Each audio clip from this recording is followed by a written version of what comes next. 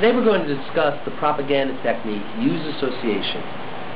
Use association is something that advertising agencies will use to trick the minds of viewers into believing that two things are somehow linked together. Fast cars, beautiful women. A certain type of product, great happiness. You may imagine a commercial where a man's putting on some type of cologne, and then the next scene shows a beautiful woman laying on a beach.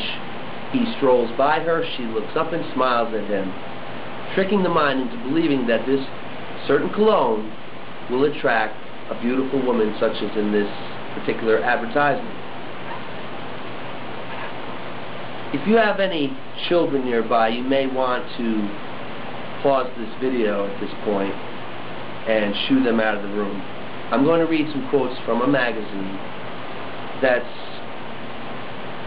it's going to be pretty graphic. Let's see if we can find what two things are being linked together here. Some youths have engaged in oral or anal sex or mutual masturbation. What, though, about two unmarried persons engaging in oral sex? Many teenagers claim that this practice is harmless because it is not sexual intercourse. I found that one interesting because this article tells people that oral sex is not sexual intercourse. So it includes oral sex, despite the fact that many teenagers around the world have been told or have come to the conclusion that oral sex is acceptable. The original Greek word for fornication, porneia, refers to all illicit sexual activity involving the use of the genital organs carried on outside the bonds of marriage. That would include oral sex and the deliberate fondling of sexual organs. A number of Christian youths have engaged in such behavior. Studies reveal that by the age of 16, more than 1 out of 5 American girls have indulged in sex. Do you see a correlation going on here? Teenagers, youths, 16-year-old girls, oral sex, masturbation, fondling of genitalia.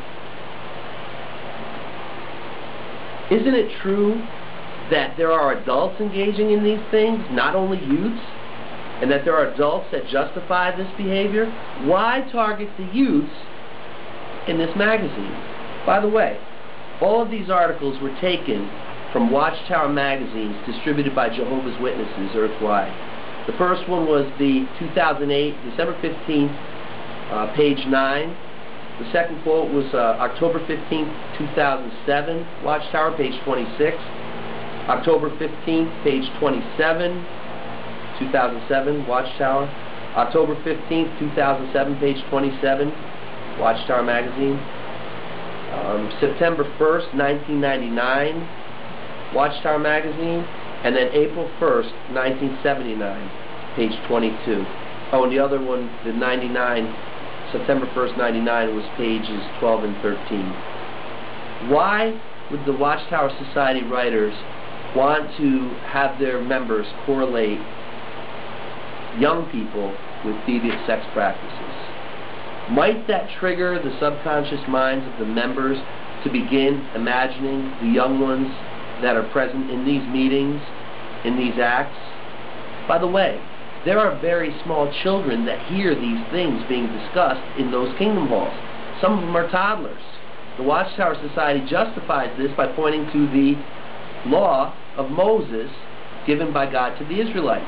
We're no longer under the law of Moses that were given to the Israelites by God. Notice here in Ephesians chapter 4, verse 29, "Let no corrupt word proceed from your mouth, but rather what is good for the use of building up, so that it may confer a benefit on the hearers." Why do you associate youth with this type of sex? I'm asking you, the writers of the Watchtower magazine. This has been a demonstration of the propaganda technique, use association.